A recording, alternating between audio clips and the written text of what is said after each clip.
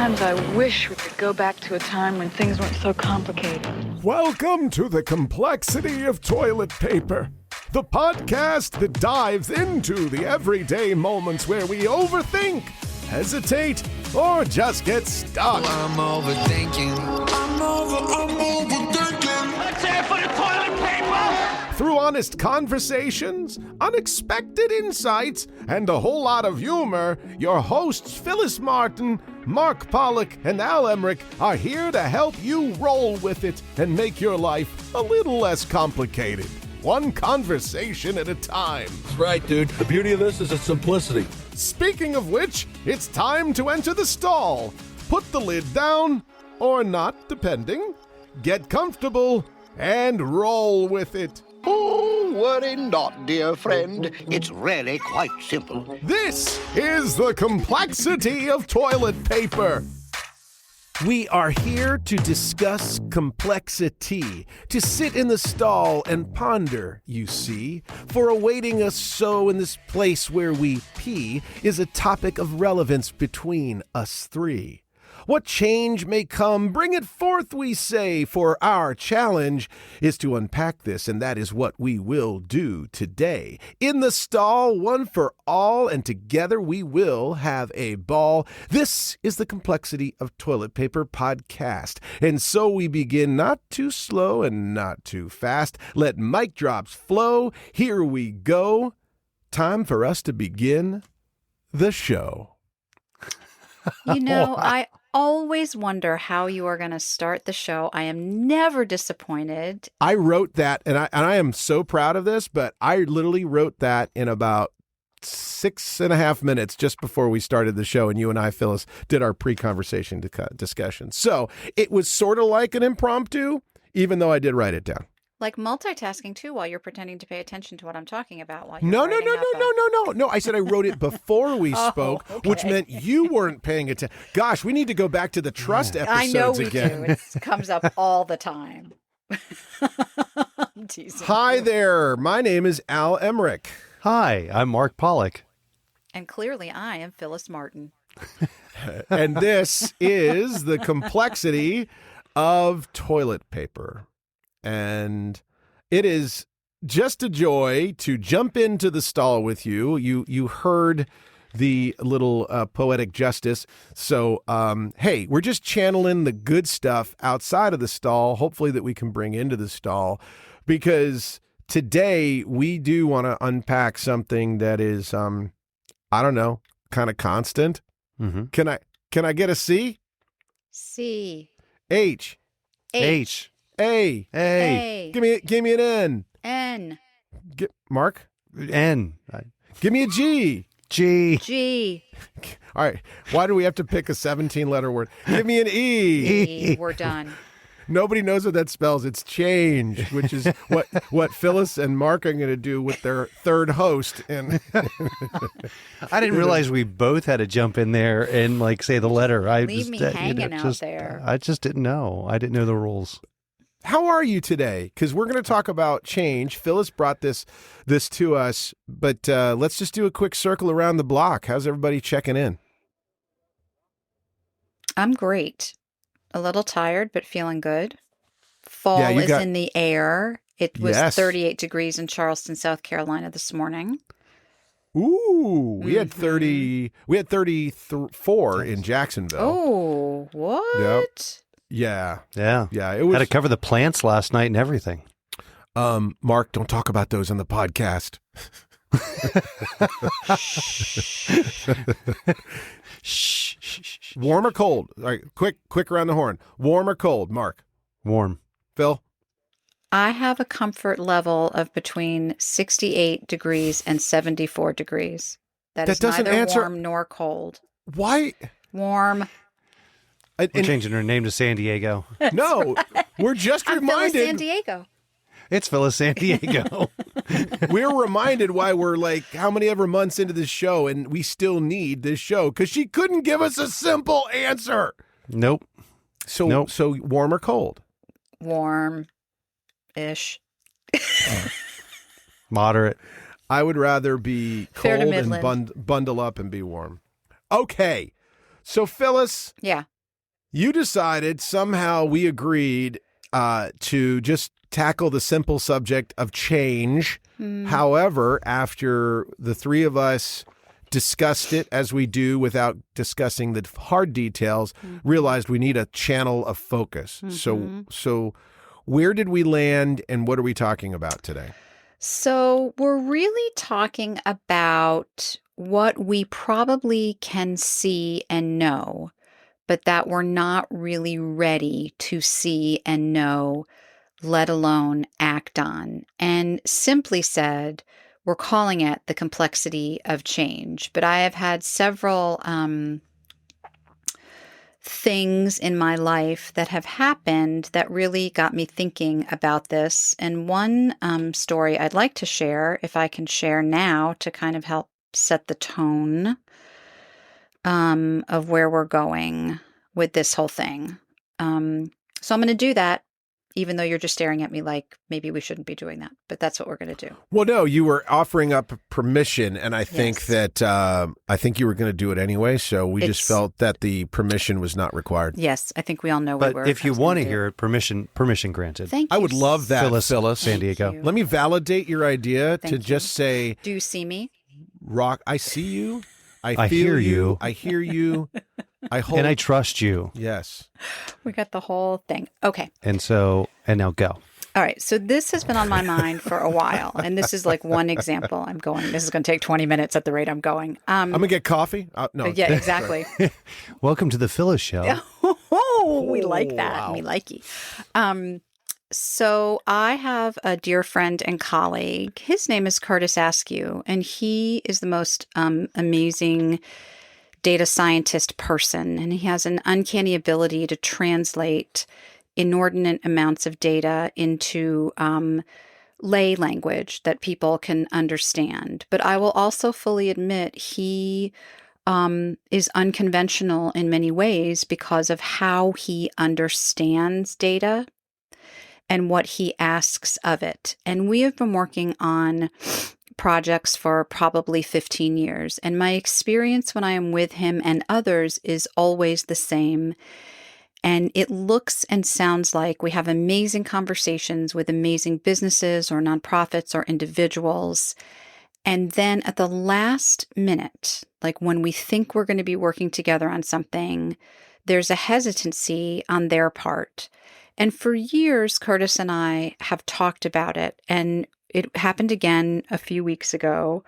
And, as I was thinking about it, he said, sometimes we think, what he's saying, or maybe he scares people with the message. And I decided and said and believe to this day, it's not him. It's the information that he's sharing that is scaring people, because it is contrary to the way that we, the collective we, have been raised, conditioned to think about data.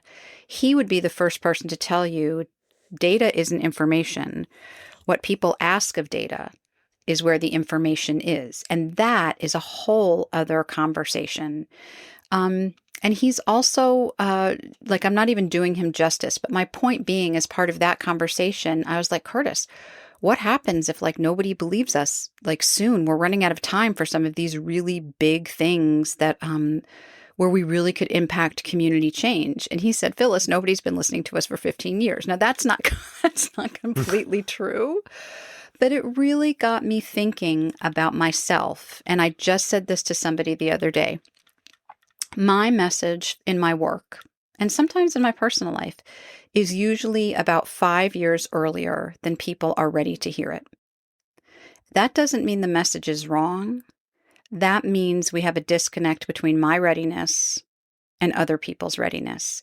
And that is typically sitting in the sweet spot of, I don't want to change what I know or how I think or what that might mean, because that's scary.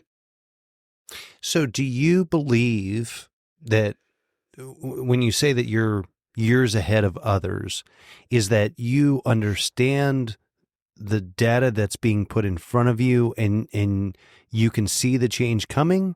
Or how's the data and the change relate to you being able to accept it when others can't? Yeah, I think in the sector I work in is the not-for-profit sector. So I think in that sector, not for all, I'm making wholesale statements here, which I know it's not for every organization and not for every community. But there are ways that the sector has been conditioned to think and to act. And I've been doing the work long enough to know that there are incorrect things in that conditioning. I've been in the sector long enough to know that many times organizations don't even know from a data perspective if their interventions are effective. Or they may be effective in a particular way, but maybe they're not effective across the whole spectrum of hunger or homelessness or health. And those are very difficult conversations to have, but there are many ways in which to have that conversation if people have the will to engage in a different way of thinking and really understand what data they can collect, what data they can't collect, what that means, the difference between correlating something and causing something. And if only we could together get on that bandwagon, then that creates a whole different level of expectation about what's real and what we can and can't do, what's real and what's not real. Let me get an analogy to make sure I'm tracking with you, because I'm picking up what you're laying down here. I'm likening it to, okay, I'm a type 1 diabetic, okay? When I first was diagnosed, everything was on the radar, hyper vigilant. Not that I'm not now. I mean, don't get me wrong, but I didn't know what I didn't know about food. And so I had to use the data to inform me, like the number of carbohydrates, the number of calories, all that kind of stuff. I have data from my insulin pump, which tells me how I'm managing my disease. But what you're saying is sometimes organizations struggle to understand the data, or they don't want to know the data because they're afraid that that information may tell them the story they don't want to know. Is that what you're saying? I'm saying yes, and there's always more inside of the data. It's not just, I think what I'm really saying is it's not the numbers. It's what questions you're asking of the numbers. It's how are you interpreting the data, and do you have the skill set to really interpret it? And 9 times out of 10, the answer is maybe. Maybe. But I don't think it's that as it comes to change. I really think what I'm saying is not just when it comes to data. I think a lot of times when it just comes to our lives in general, we can see it and we know it. I'm going to give you another example in a minute. And we're just not ready to confront it, to accept it. And Al, I've said the same thing about value mapping for years. It is this phenomenal body of work that can be life-changing for organizations and individuals. It is different. I think even you would say it's different. And I think it is hard for people to jump in because it is so different than what conventional wisdom would tell you to do. Okay, I'm going to position another way. Whether it's data or my value mapping or something else, those are the vehicles. At the end of the day, you're confronted with a truth. You're confronted with information. You're confronted with a perspective that is creating change. And if you're not ready to hear that, because that's what I face with value mapping, That's right. If you're not ready to hear that, for whatever the reason is, it's not, no judgment. This is not an admonishment, right? You may not have the information. You may not just be in a position institutionally and organizationally or individually to be ready to accept that change. Because behavior, process, I mean, heck, that's another one. Process improvement, process change. It fails if the people aren't ready to adapt and adopt that change. And so being ready to absorb that information and being in a position to be able to accept it, ready to hear it for whatever the reason is, that's the crux of what you're saying, right? Right? Yes. Yeah, Mark. Okay. Mark, it looks like you were going to say something. So I kind of want to back up and catch up at the same time. So, when I think about what's complex about the things that we're talking about, the first is what's complex about data. And to me, Phyllis, I think you've outlined something really interesting, which is not what the data tells us, but what we're asking of the data. And there's so much of it. I think that's the first complexity that I butt up against is there's data for everything. Truly, the Internet of Things has given us more information than we know what to do with. So that has its own complexity of confusion of what is this even telling me? But then we're introducing the second complexity, which is once I ask it what I want it, what I need to know, it's eliciting some sort of an emotion inside of me, which is that change. I'm going to have to make a change. And so I've got to ask the question to both of you, what is complex about change? And then I've got an example as well, but I'd love to hear from both of you. Like if complexity is the star of the show, we're talking about two complex things. So Al, what's complex about change?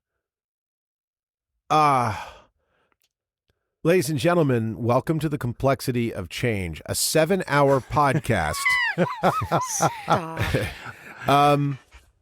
I think Phyllis just nailed it.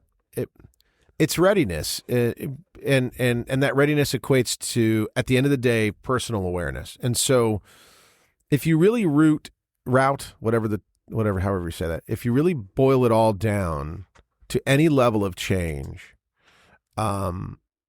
what is change but an action to modify with the hope of improving things? People don't make change to make things worse, typically, okay? Unless you're tanking a stock or something.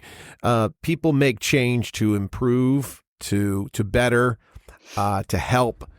And the idea is, A, do you understand what the help is? Do you understand why the help is occurring? Do you understand why and how it's benefiting? Do you agree with, believe in? You talk about homelessness, right? Like there's people that have multitudes of different value systems and belief systems about what causes homelessness. And so if you're going to change things, then you're addressing people's value systems. When I talk about value mapping, I'm talking about the value within people, how human beings perceive, articulate, and communicate their own value. But it requires looking inward at both the emotional impact on people as well as the functional impact. Well, someone who's not ready to go to that depth, they're going to be resistant. And so the complexity of change, I believe, is self-awareness. That's what makes it so darn difficult. And I think that's definitely an element, Phyllis. yeah, I would say there's a couple of elements in addition to that. One, simply just fear of the unknown. Mm-hmm. You know what you know, and when you change, you don't know. You don't know the outcome for yourself. You don't know the outcome for your organization. You know what works. There's a risk factor in trying something, in doing something different. Or you think you know what works. Well, you think, right, you think you know what works. You're tied to a particular paradigm because it is a paradigm shift to think differently, to do differently, to try physical exercise if you haven't done that, to believe what the data says about that, right? It happens. There's so many ways in which we're asked, like we're faced with opportunity to make a change, and there's some resistance to doing that. And that, I think, Mark, is the complexity of everything we've talked about on this show thus far. I think undergirding all of it is a fear of something, the unknown, of change, of being wrong, right? Of being wrong. It could be. And anything like that. And also we're routine people. I mean, we're tied to the routines that we have. And to change that, especially if you're asking somebody to think in ways that are counter to the ways they've been thinking, viewing, seeing, understanding, anything, admittedly, can be really scary. And you both know It me can well be. enough to know you get my highest resistance. No, I don't want to do it. I can't do it. It's too much trouble. It's going to take too much time. When I have to change something about myself or something tied to the podcast or something tied to work, it's when you get my highest Yeah. level of resistance, even though I always get to it at the end of the day. Mark, just real quick before you jump in, there's also exhaustion of that change. I think right now, I don't know, historically. Change fatigue. Yeah, there you go. We've talked about it before. You've brought it up, Mark. But that change fatigue, I don't know that in our lifetime we've had to deal with the volume and diversity of change fatigue. There's the health side of COVID. There's been the economic side. There's the socio-political side, economic side, technology side. The volume of change and the speed and pace with which change has occurred at an individual and systemic level has, I think, contributed even further to that fear.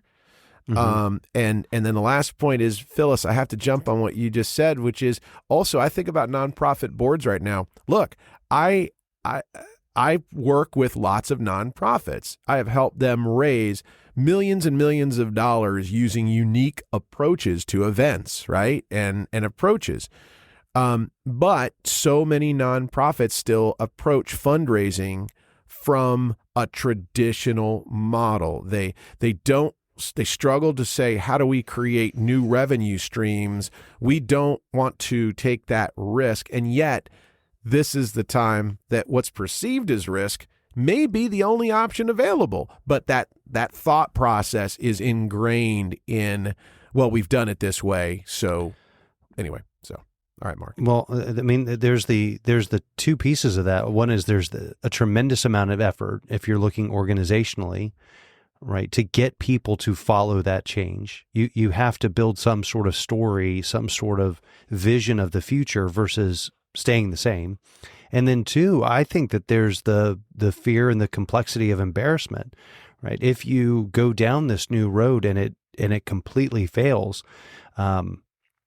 what's that say? I mean, I come from big organizations that actually have change managers, and these are people who are hired on. They're sort of like project managers, but they're project managers of change to shepherd organizations through the amount of data and information to make a valid change in that environment. And back to the data piece, we talk about data science and all those pieces of data, but my gosh, I was messing with our stuff for social media today, and the amount of information that's just in social media, not even like regulated information, like actual data points, but there's just so much. And all that elicits change. So I definitely think we have the fatigue of all of that. All right, I have a question for the both of you. We talked about readiness in a few minutes ago. And this just popped into my head, but it's off the notes that you gave us, Phil. Do you think organizations invest enough time, and do you think we as people invest enough time in readiness? Like I think about hurricanes, right? We live in Florida. There's hurricane preparedness. You go to school, you go through a drill. They have the drills for the fire drills. It's almost like you need to prepare for change because we are so ill prepared for it. But yet, systemically, professionally, there's change readiness workshops, but it's not institutionalized, I don't think. Thoughts? I kind of have a probably not popular thought, but it's where I am in the world, so I'm happy to share it. For whatever reason. Sit down, Mark. Yep. Shush. You better sit down. For some reason, we've been conditioned to resist change. Not everybody, again, like generalized statement here, to resist it, to question it. And I heard what you said. I like never before. There's so much change going on. I think a lot of generations would say there was so much change going on. And we know what we know in this particular generation, given all the things that we have now at our fingertips. So I acknowledge those things.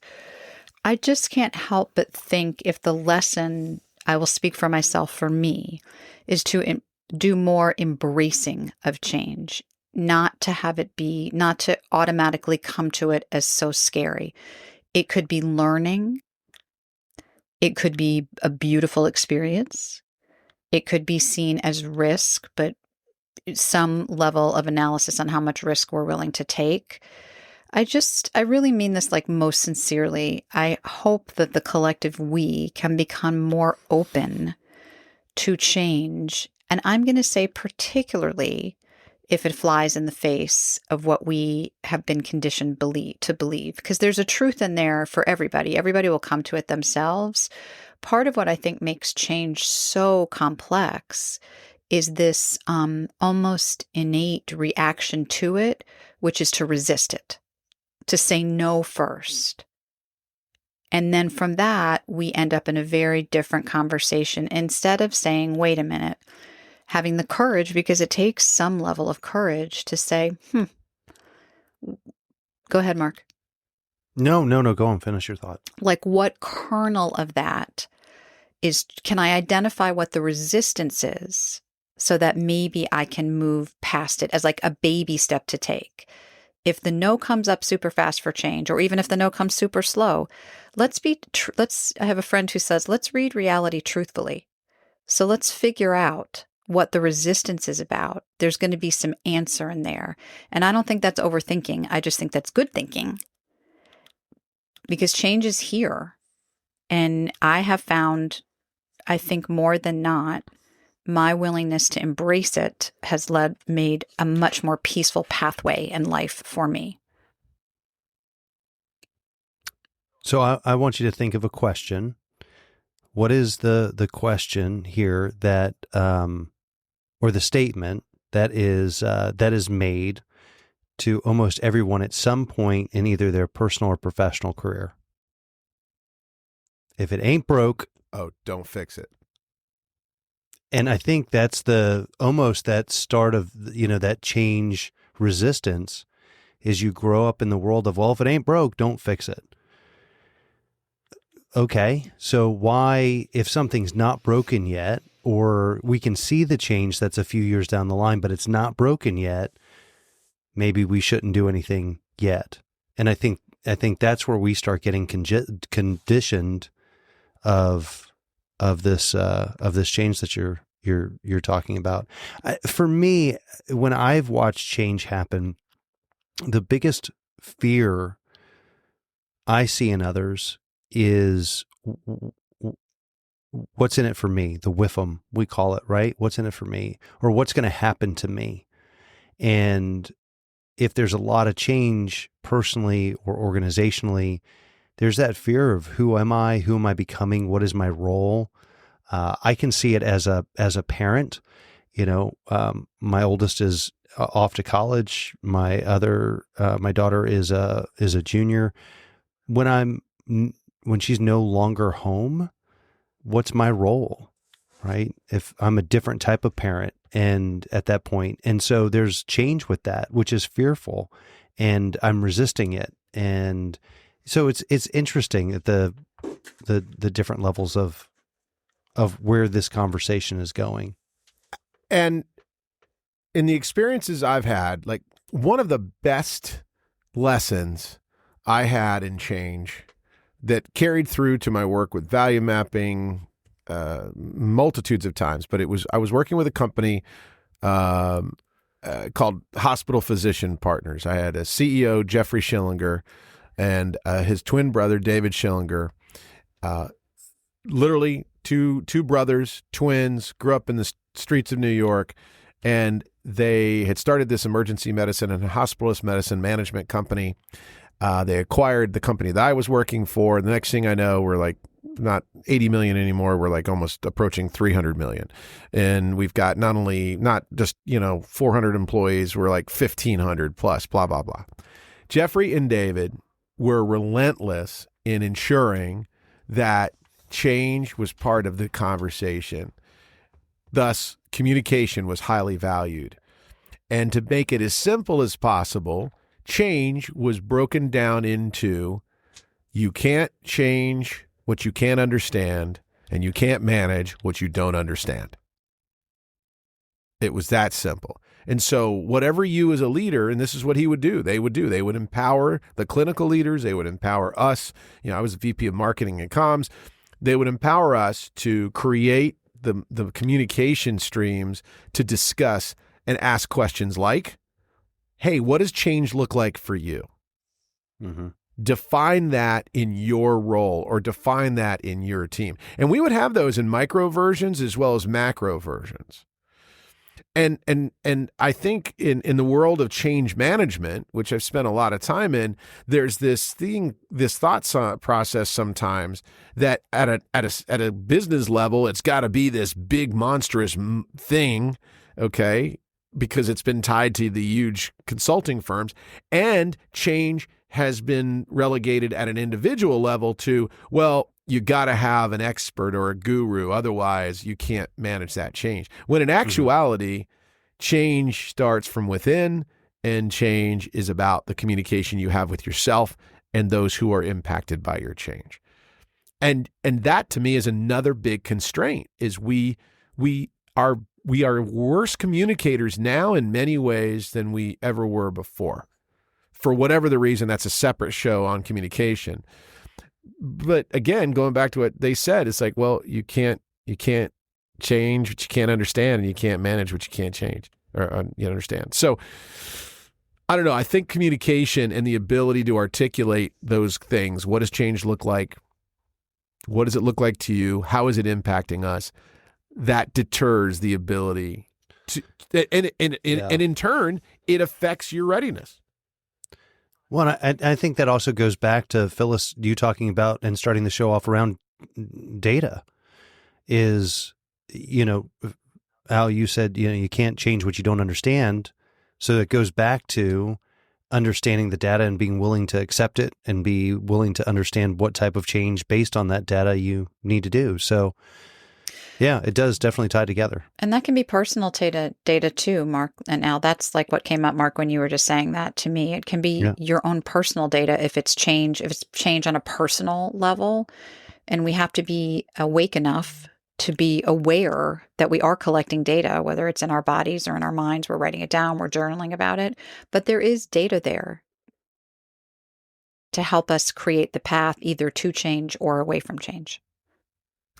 I just... at the day of this recording of this show, I just met with my new endocrinologist. First time I'd ever met with her. Just ran my blood work. Usually do it every 4 months, but this was a 6-month break. Again, type 1 diabetic, history of heart disease, all that jazz. Hey, insurance company, hope you're not listening. Too late for that, buddy. I know, right? Yeah. I don't know. Well, I think we have listeners in Singapore. I don't think my insurance company's from Singapore. Did I make that up, that we have listeners in Singapore? Like 30. That's a lot. Listeners in Singapore. Well, 30 downloads. We don't know if they're actual listeners. It might be. Okay, you're right. They're listeners. They're so. Thank you. What up, Singapore? Anyway, and so I have my numbers, right? I got my data, and there was some great numbers. I dropped my A1C, my weight was down, all that. I remember in the beginning when I got that information, I couldn't understand it. And I had a doctor, I'm not going to call him by name, he's a great guy, but he was a great physician, but he struggled to communicate the data. This new endocrinologist I just met today, even though she knew I was a proactive patient, she had my medical history, she was able to articulate what this data meant, because all I had to do was ask her the question. I said, I understand the numbers today as it relates to my status of where I should be and the baselines.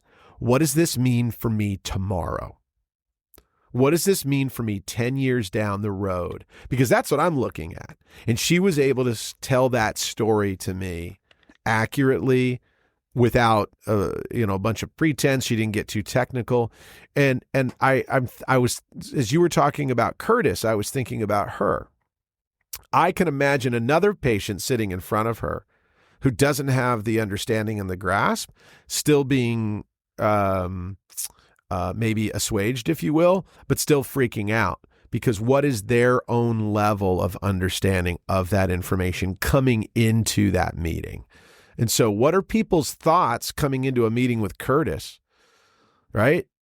And that's another thing I think about in the communication of change is, what is that person or where is that organization in its cycle of development? What has just happened 3 months, 3 days, 3 years ahead of that before that change occurs? That goes to that change readiness. People's decisions and choices are colored by their experiences. Right? Mike, we come into this podcast and re-record. If I say to you, as much as we all know each other, if I say, hey guys, listen, we're going to need to totally change the format of the show today. All right, we all trust each other. We have enough history. But even that love, if you've had a bad day coming up to this and I don't know about that, that's going to impact how you adapt to that change. Mm-hmm. You're not going to hate me, but you may be less participatory. Right. In the show. And so that's the other question I think we need to be asking when we're talking about this change, Phyllis, is what is it? Where are people coming from when they come into the change? I get that, but I'm going to push back a little bit because if at some point, company, organization, depending on who's leading, that's a barrier. At some point, sometimes that is just willful. It's too hard. I can't do it. I don't want to do it. And that, like in the presence of whether it is data, whether it is a new approach, whatever it is, that's the part, and clearly you can tell from my voice, that just is frustrating to me and is just not helpful given the world that we live in today. And I think, but what about the individual level? There's a term for that though, and it's disagree and commit. So when an organization is going through a change or someone is asking you to change, there might be a reason that change still needs to happen, whether you're on board or not. That's correct. And so we used to have a term at work that we would use of disagree and commit. So Yep. I disagree with this change, but because the organization is going that way, and I believe overarchingly that the organization is going in the right way and that I want to roll within this, I'm willing to commit to this change. So it's tough, but that's true. It's necessary. That's true, Mark. I remember years ago, I was doing some work with the National YWCA, and this was like, I was young. It was my first experience at that level. It was hundreds of women, hundreds. We'd all put in countless hours, I think it was over a year. And I got to one of the meetings one time and I went and stood in a corner. I didn't weep, but I did have tears coming out of my eyes. And I said to myself, these are not the decisions that I would be making, but this appears to be like what the organization thinks it's best. I don't necessarily think it's best, but I get it.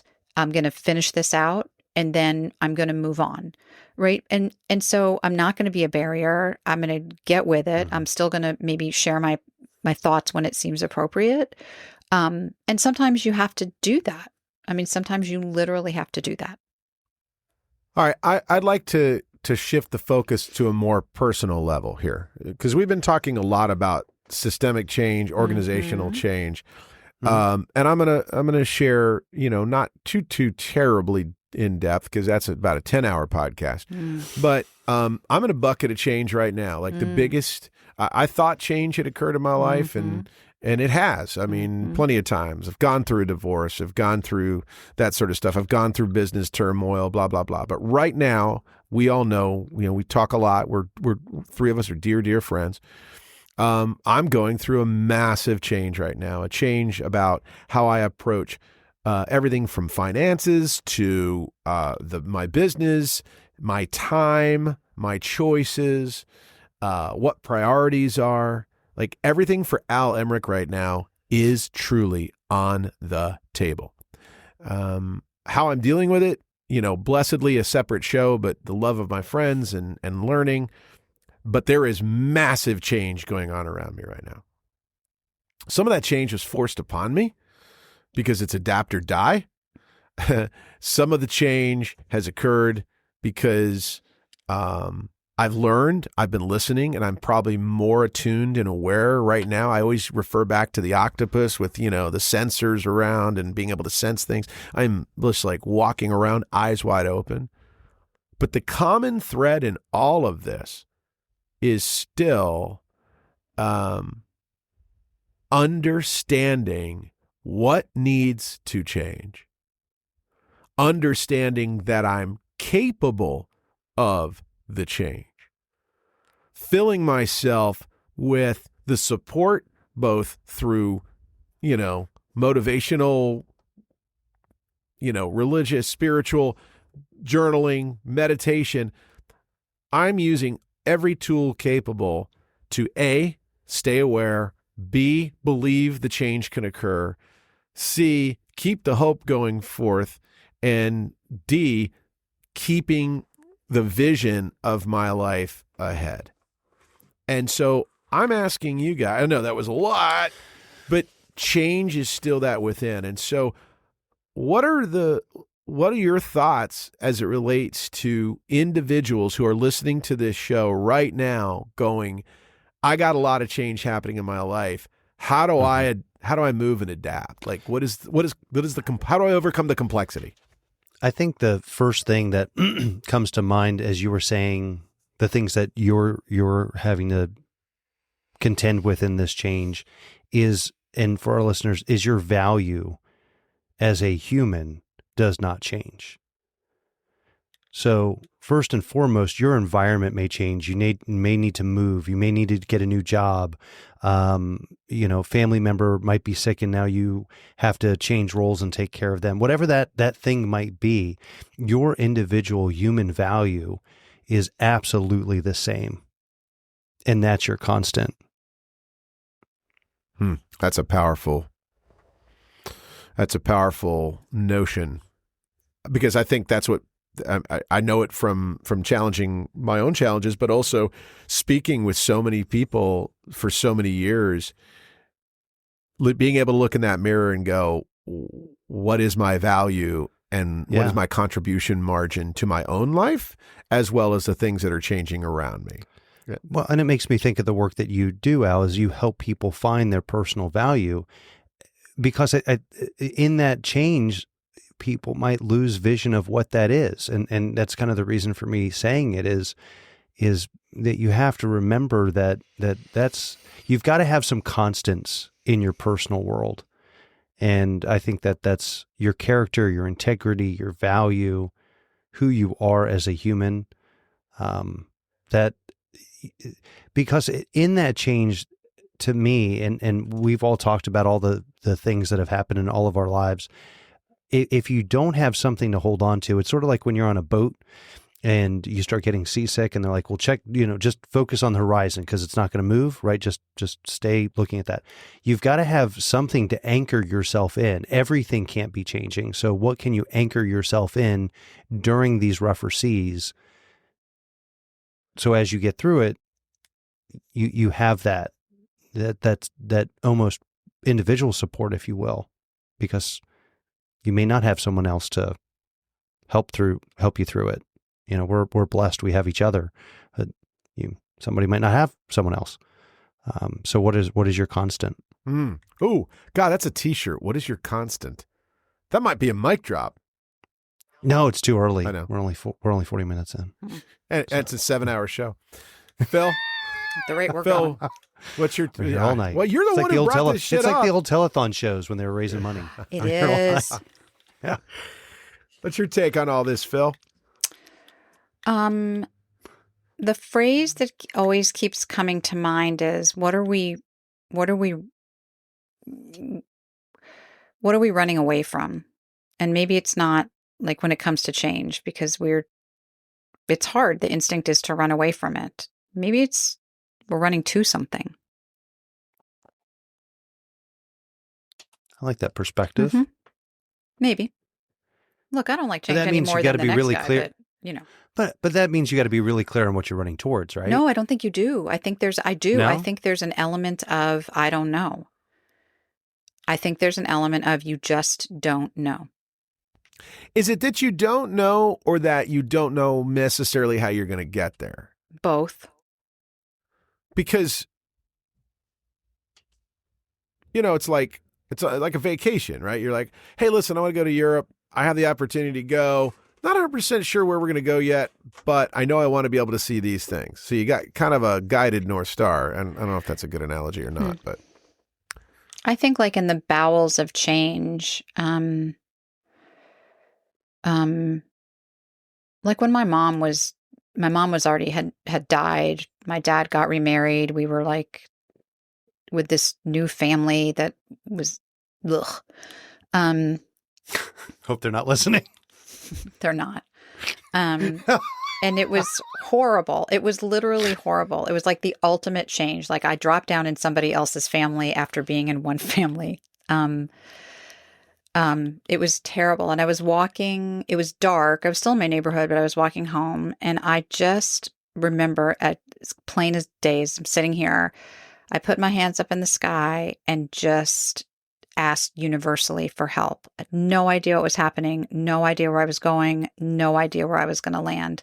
I did have a lot of faith I was going to land somewhere, but the outcome of that had absolutely no idea. And I didn't know for a really long time. That change lasted for a long time. Like the unknown variables, no groundedness in anything. And so I am not at all even suggesting that made me more resilient to change. Sometimes I think it made me less resilient to change. But I do. Well, go ahead. You let go, though, the power there, which, wow, we could go super deep here, but. Us? What? Yeah, shocker. Never. When? And I don't even know if this is going to make sense. So disclaimer, we are not trained professionals. I did say at a Holiday Inn Express once. What we haven't talked about is control.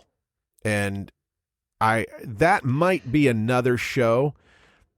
God, that has to be another show. Fact. I'm writing it down. Yep.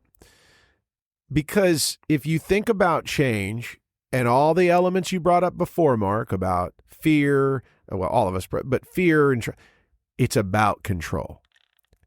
We have to, as human beings, we are drawn to, our life is driven by what we can control, power, control, the whole dynamic. And you at that point, Phyllis, you could be plucked in the middle of anywhere and you're going to survive because you experienced a massive lack of control that you learned how to control. I moved not because of military, not because of trauma. Well, my father died, but I moved 5 times between age birth and 12. Born in New York, lived in Connecticut, moved to San Diego, dad dies, moves to New Jersey, moved to New Jersey to Arizona, 5 years later from Arizona to Florida. Now I look at my life and I go, I can adapt anywhere. I wasn't in control of any of that. But that change was forced upon me. But now I get it. There is a linkage, I would think, between resistance or openness to change and one's need to control. We've talked about a little bit about that on some of the other shows. Which is why it's so important, I think. And if you are a business leader, but if you're also yourself, having that. If you're yourself. If you're somebody else, please listen and bring both listeners. Yes. We want more downloads. If you're more than one person, bring both of you. Thank you. But this is why we have to have those conversations, because people will fear what they can't control. But when you give them the opportunity to have the conversation, to say, what does change look like? What's my role to change? What is changing? Why am I changing? Or why is this changing? Then you're enabling a greater sense of personal control through knowledge and insight. And I think maybe that's a good way for us to wrap this up. What would be your tips? What would be your tips, Mark? Yeah, Mark. For for somebody who is going through change at a personal level, or maybe it's a business, whatever, personal or business, what would be the tips that you would have just based on the conversation we've had?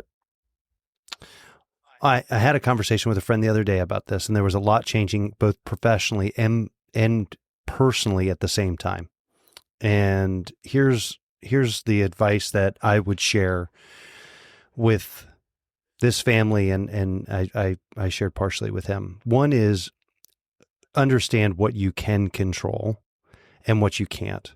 And if you worrying about the stuff that you can't doesn't help it, then you don't worry about it. Just you have other things to worry about. Put that aside.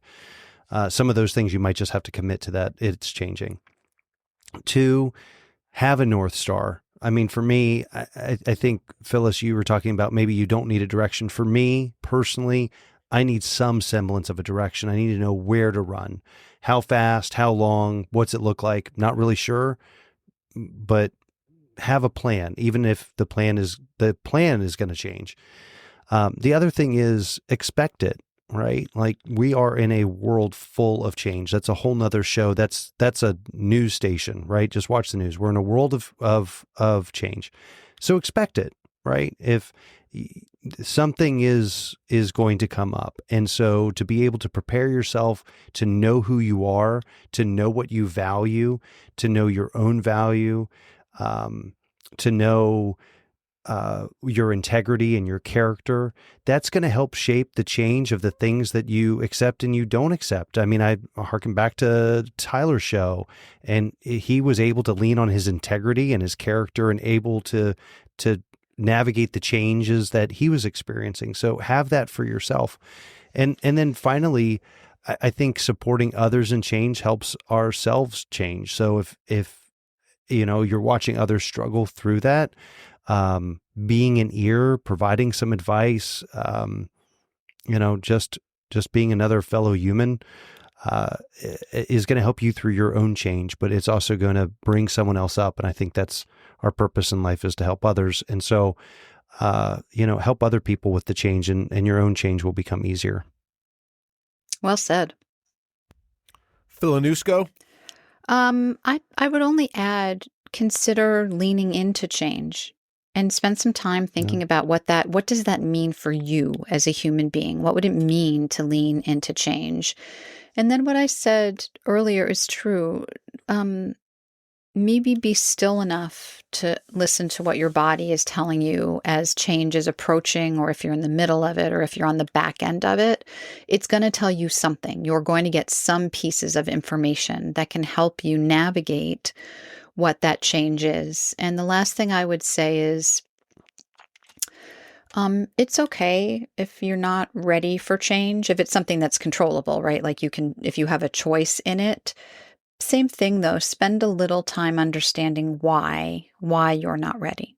Really getting truthful with yourself and clear about that, as part of just life's lesson and growing and learning. And Albert, yours? Well, I second everything you guys have said, so I'm not going to regurgitate too much of it. I think the one thing that hasn't been said is don't stand in judgment of others and how they approach change unless you've walked in their shoes.